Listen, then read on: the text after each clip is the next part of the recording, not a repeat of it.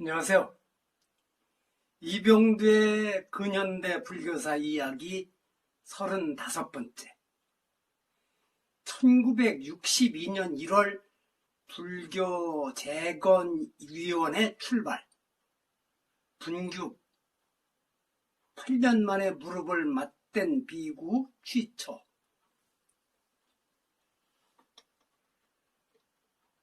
(1961년 5월 16일) 군부 쿠데타가 발생하여 국정의 모든 활동이 계엄사의 통제에 따르게 되었고, 이 쿠데타가 가져온 충격은 분규에서 벗어나지 못하고 있던 불교계에도 미칠 수밖에 없었습니다. 1962년 1월 14일자 동아일보 보도에 따르면 정권을 장악한 국가재건 최고회의 의장 박정희는 1962년 1월 13일 불교계 분쟁과 관련해 세 번째 담화를 발표하고, 불교계 자체의 자율적인 재건에 기여를 부여하나 분쟁이 계속된다면 단연코 묵과하지 않겠다는 것을 확실히 언명한다고 하였습니다.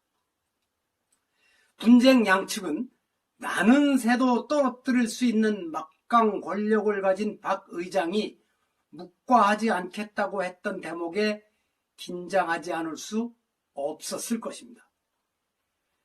같은 동아일보 1961년 12월 29일자 보도에 따르면 이 담화에 앞서 문교부가 양쪽에서 각 5명, 문교부 장관 위촉 3명, 총 13명으로 불교 재건위원회를 구성하고 한 달 이내에 불교 재건 비상총회를 개최하여 단일 종단을 결성하며 일체의 소송 사건을 취하한다는 등의 해결 방안을 제시하여 동의 각서를 요구하였으나 비구 측의 반대로 성사되지 못하고 있었습니다. 이런 상황에서 박 의장의 협박에 가까운 담화가 나오게 된 것입니다. 이 담화에서 요구한 대로 자율대화 모임이 이루어졌으면 바랄 것이 없었겠지만, 담화가 나오고 열흘 뒤인 1월 22일 오후 2시 중앙공보관 문화살롱에서 김상엽 문교부 장관이 동석한 가운데 타율적으로 자리를 함께하고 악수를 나누며 대화를 시작하였습니다.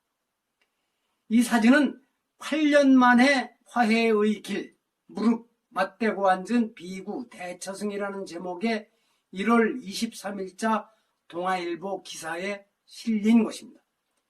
맨 왼쪽 끝에 청담 스님처럼 굳은 표정도 있지만 장관이 함께한 자리여서 그랬던지 웃음을 보여주는 이들도 있어서 공식 대화의 시작 분위기는 좋았던 것으로 보입니다. 푸른 법위의 비구축과 두루마기를 단정히 입은 대처 측은 겉모습이 완전히 다르기는 했지만 중생제도의 법리를 닦는 데는 다름이 있을 수 없다는 것, 비구 대처로 갈려 이방인처럼 되었던 그들이긴 하나 8년 만에 이렇게 한자리에 모이고 보니 엄숙한 표정 속에서도 무척 반가운 듯 간간 웃음도 섞어가며 얘기를 진행하는 것이었다. 위 동아일보 기사의 내용입니다. 문교부 장관도 격려사를 통해 모든 사회 질서가 바로 잡혀가는 이때 불교계만이 예외가 될 수 없다. 불교계의 대동단결을 위해 최선을 다해달라고 당부하였습니다.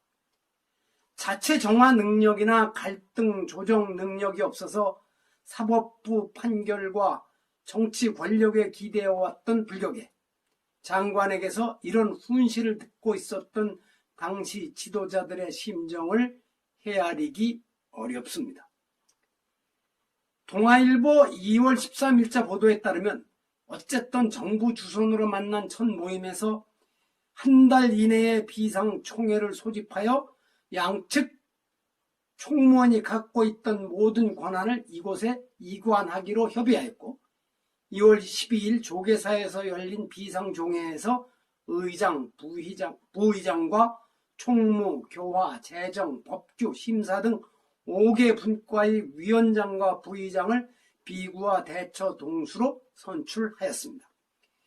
이런 과정을 거쳐 4월 1일에는 대처 측이 불참하고 비구 측과 정부 위촉 인사들만 참석한 가운데 문교부에서 제8차 비상종회를 개최해 새 정단의 종정, 총무원장과 각 부장 등 간부를 선출하여 불교 분규의 종막이라는 기사가 나오기도 하였지만 종회위원 배분 비율 문제로 다시 갈등이 일어나 또 위기를 맞이하였습니다. 권력의 종용으로 시작한 통합이 쉽게 성공하리라고 기대할 수 없는 것은 어쩌면 당연하지 않을까요? 어쩌면 권력 쪽에서는 성공하지 않기를 기대하고 있었을지 모릅니다. 아니, 저는 그랬을 것이라고 확신합니다. 그래야 다루기 쉬울 테니까요. 분리통치, 디바이드 앤 룰은 제국주의가 식민지 백성들을 다룰 때에만 쓰는 방식이 아니라 세상의 모든 권력이 즐겨 사용하는 유효한 무기가 아닙니까?